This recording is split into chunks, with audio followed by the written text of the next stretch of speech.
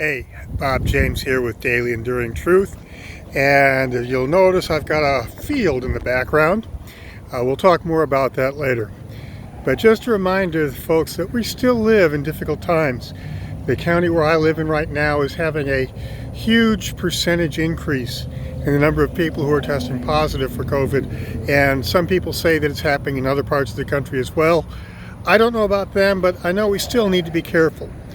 So show some grace, show some love to people, and if you know somebody that's been infected, see what you can do to help them, but do it safely.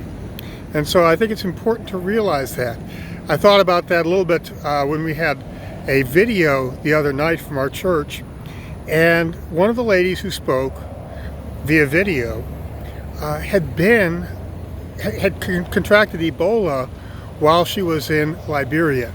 And the interesting thing about that is she talked about a plane that had brought the life-saving medication to her, and it was literally life-saving medication to her. And when she described the plane, I knew who had flown that plane because I had a friend who was serving in Liberia during that time, and he helped work in the fight against the Ebola crisis.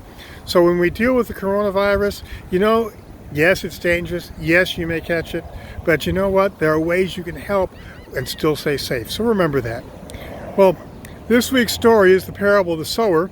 And you see behind me what happens when the field has sown and become strong and grown. And as Jesus tells the parable of the sower, we literally we realize later, not literally, but we realize later that his story is more about the soil. Because it's where the seed falls that's important. The seed is the same for everybody. The seed that falls on the hardened paths by the wayside, that seed, it gets snatched up. It never gets roots, never germinates. Seed that falls on the rocky soil, it roots and it springs up, but there's no basis to it. There's no deep roots, and it dies. And then some just gets caught up in the weeds and the thorns, and we know that story. But the important part for us as Christians is learning to prepare the soil. And when we think about that, we're talking about the people around us. There are a lot of people who are hardened. Their hearts have been hardened for whatever reason. They've bought in with what's going on in the world today. They've run into Christians who don't know how to show love. We've got people who don't have any roots when they come to Christ. And they'll say, oh man, I tried that, it didn't work for me. We've got other people who get caught up into the thorns. Our job as Christians is not to force people to believe us. It's to sow the seed. And we sow the seed on the soil that's prepared. Sometimes we prepare the soil.